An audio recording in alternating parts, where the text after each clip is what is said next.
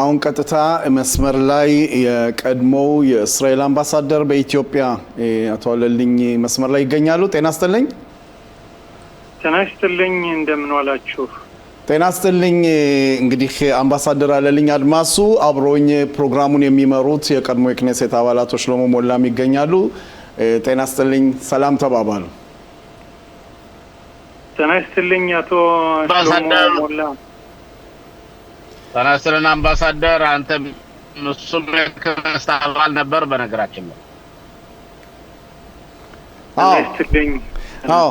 ሄሎ እንግዲህ በእውነት በመጀመሪያ አይኢቲቪ ስቱዲዮአችን ስለመጡ በጣም ያመሰገንን ከርሶ ጋር በመጀመሪያ እስኪ ባሁን በመናሳልፈው ያው የመጀመሪያም ቃለ መጠይቅ በመሆኑ ጦርነቱን ባስመለከተ 1-2 ደቂቃ እንውሰድና ከዛ በኋላ የፖለቲካን ሁኔታ እንዴት ነው በዚህ ሰሞን የሚያሳልፉት ህይወቶ እንዴት ነው አምባሳደር? እንግዲህ በቅድሚያ አመሰግናለሁ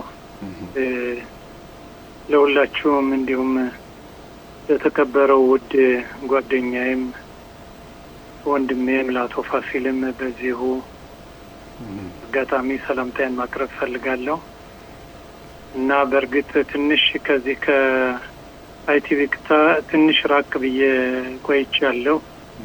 ያው ኢትዮጵያ በነበርኩበት ጊዜ የተለያዩ ወቅቶች ውይይቶችን እናደርግ ነበር እና እኔ ያው የጦርነቱ ጉዳይ በዛ በነበርኩበት ጊዜ ነው በ2023 የፈነዳው ከዚህ እስራኤል ሀገር ማለት ነው እና ሳናስበው የመጣ ስለሆነ ብዙ በዚህ ባለው ሁኔታ ለኢትዮጵያ ህብረተሰብ፣ ለኢትዮጵያ መንግስት፣ ለኢትዮጵያ ህዝብ ምን አይነት ግፍና ጭፍጫፌ እንደደረሰብን ብዙ የሰራንበትና ብዙ በእውነት በዚሁ አጋጣሚም ለአድማጮች የኢትዮጵያ ህዝብን በጣም ላመሰግነው መወደው በጣም ከኛ ጋር አብረው እንደቆሙ እንዲያውም ኮንፈረንስ አድርገን ነበረ። የጋዜጣ መግለጫ ጠቅላላ የኢትዮጵያ ጋዜጠኞች፣ የሬዲዮ፣ የቴሌቪዥን፣ የጋዜጣ ኮንፈረንስ አድርገን በዛ መሀል ሁሎችንም ተገናኝተን ያለውን የነበረውን ጦርነት ያስረዳንበት ጊዜና እነሱም ደግሞ ያለውን መልእክት ሰምተው በህብረተሰቡ ለኢትዮጵያ ህዝብ ማለት ነው እንግዲህ የኢትዮጵያ ህዝብ ከ130 ሚሊዮን በላይ ነው እዛ ባለው ሚዲያ ያስተላለፉት እና በጣም ትልቅ አክብሮትና ምስጋና ለኢትዮጵያ ህብረተሰብ ከኛ ጋር ስለቆሙ ከመንግስት ጋርም እንደገናም ከሃይማኖት መሪዎች ጋርም ለእስራኤል መንግስት እነሱም ያላቸውን ድጋፍ እና የተሰማቸውን ሀዘኔታ በእኛ በኩል ስለላኩ ያው ይህንን ለማስታወስ ያህል ነው። እንግዲህ በመጀመሪያ ያው ክቡር አምባሳደር ያው ስራ ጊዜዎትን ጨርሰው ወደ እስራኤል ገብተው በአሁን ሰዓት በሚደረገው እንግዲህ ዝግጅት ላይ ነው። በዝግጅት ለሚደረገው የሚቀጥለው የእስራኤል ምርጫን ባስመለከተ እንደገና ወደ ፖለቲካ ዓለም ወደ በኋላ ተመልሰው ለመግባትና ከቀድሞው የእስራኤል ጠቅላይ ሚኒስትር ከነበሩት ናፍታሊ ቤኔት ፓርቲ እንደተቀላቀሉ ያው ሁላችንም ከሰሞኑ ያየነው ነው። በዚህ ጉዳይ ላይ እስኪ እንጀምር። እንዴት ነው ወደ ፖለቲካ ዓለም መመለሶት? እንግዲህ እንደተመለስኩኝ ትንሽ አንዳንድ የጀመርኳቸው ስራ ነበሩ። አንደኛ ዶክተሬት የጀመርኩት ነበር ቀደም ሲል፣ ያንን ጨረስኩ። ከዛ አንድ መጽሐፍ ምጽፈው ነበረ። ያንን መጽሐፍም ጨርሼ አሁን ታትሞ ወጥቷል። ለአንባቢያን በቅርብ ጊዜ ይቀርባል እና ከዛ በኋላ ደግሞ ወደ 8 ወር ምናምን ይሆናለኝ ወደ ፖለቲካው አሁን እንዳልከው ወንድሜ ከዛ ከቀድሞው ጠቅላይ ሚኒስትር ከነበሩት አሁን ደግሞ ጩኛው ከሆኑትኝ ከናፍታሊ ቤኔት ጋር እየሰራው እገኛለሁ።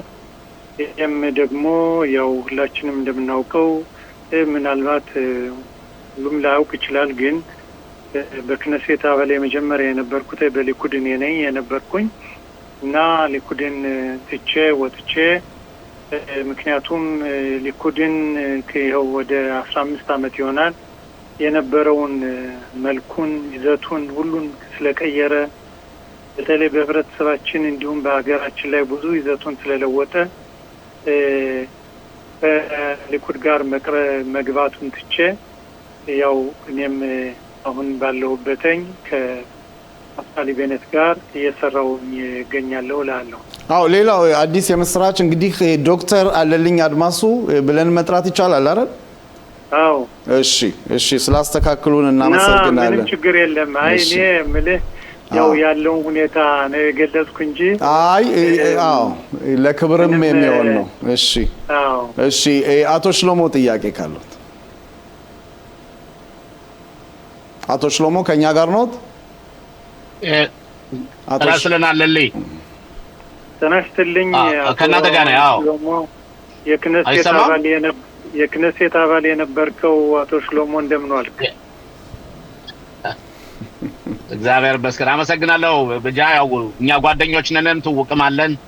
በፊትም ባለፈው ከአንድ ጊዜ ምርጫ የነበኒ ጋጽን ፓርቲ ደግፈን ሁለታችንም አብረን ረድተናቸው ነበር። መጨረሻ ላይ በኒ ጋጽ ጠቅላይ ሚኒስትር አልሆነም። እሱ ባይሆንም ግን አንተ ያው አምባሳደር ሆነህ ተሾመሃልና ብራቮ፣ ጥሩ ነው። አገልግሎትህንም ሁላችንም እናደንቃለን። ለሁለቱ ሀገሮች ያደረከውን አገልግሎት ይሄን ካልኩ በኋላ ጥያቄ አምባሳደርና ዶክተር አለልኝ አሁን ያለው የምርጫ በጣም ወሳኝ ነው ብዬ ገምታለሁ። በተለይ ያለው ቀይ ክንፍና የግራ ክንፍ እንደዚሁም ሀገራችን ያለችበት ውዥንብር ያለችበት ውጥረት በጣም አስቸጋሪ ወቅት ነውና ምናልባት ይሄ ምርጫ ወሳኝ ነው እና ምን ያህል አሁን አንደኛ በናፍታሊ ቤኔት ላይ አንተ ምን አይነት እምነት አለ ጥሩ ጠቅላይ ሚኒስትር ይሆናል የሚለውን ብትገልጽልን። ሁለተኛው እና ዋናው መሰረታዊ ጥያቄ ደግሞ አንተስ የክነሴት አባል እንድትሆን ከአንድ እስከ 20 ባሉት ቦታዎች ስንተኛ ቦታ ተሰጥቷል? ቃል ተገብቶልህ ከሆነ ማለት ነው። መጨረሻ ላይ አንተንም የክነሴት አባል ሆነህ ማየት እንፈልጋለን። በጣም አመሰግናለሁ አቶ ሽሎሞ።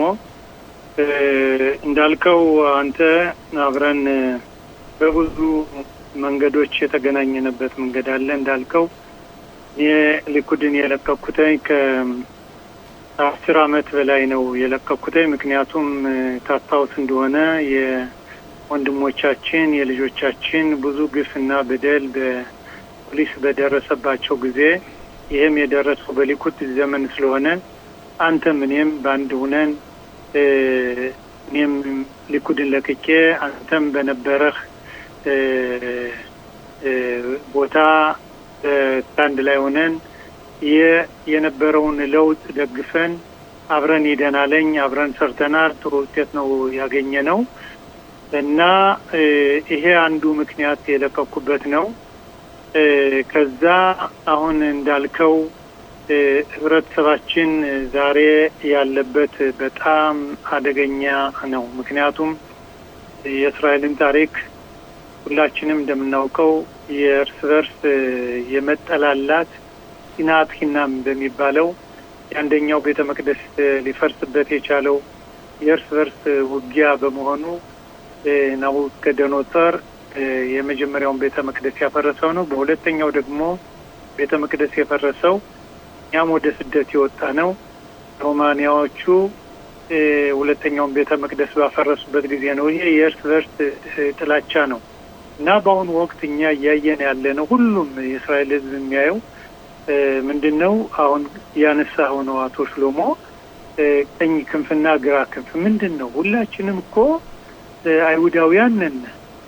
ሀገራችን ነው። ሀገራችን ብለን ተሰደን የነበረውን መጥተን ከዚህ የሞትነ የዳነ ገር አድርገን እርስ በርስ ተከፋፍሎ ስሞል ያሚን እየተባለ ተከፋፍሎ ይሄንን የሚያደርገው ወደ 30 ዓመት ማለት ነው ሊኩድ የሚገዛው።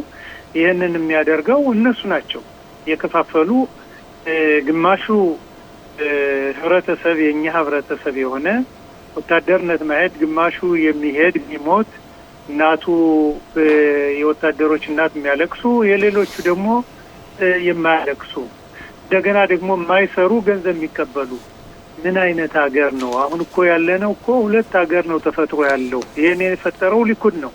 ስለዚህ ይሄ ሊኩድ ድሮ የነበረው ይዘት ድሮ የነበረው አስተሳሰብ ሁላ ተለውጦ ሌላ መልክ ስለለበሰ ለዚህ ሁላችንም ለውጥ ማምጣት አለብን። ናፍታሊ ቤኔት አሁን በእሳቸው የሚመራው ፓርቲ ጥምር መንግስት ቀኙም ግራው ማንኛውም አይሁዳውያን እስራኤላውያን ለሀገሩ የሚያገለግል በመብትም በግዴታም መብት ምንድነው? መብት ሀገሪቱ የምትሰጠው የሚቀበል እንደገና ደግሞ ግዴታ ደግሞ ሀገሪቱ የምትሰጠውን የሚፈጽም ማለት ነው።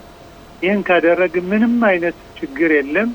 ሁላችንም በአንድ ላይ ሆነን ሀገሪቱ ለሁላችንም በቂ ምትሆን ናት የእስራኤል ሀገር። ስለዚህ ነው አመለካከቱ እና ይሄንን ይዘን እኛ በአሁኑ ሰዓት በህብረተሰባችንም ዛሬ ከፍተኛ ንቃት አለ።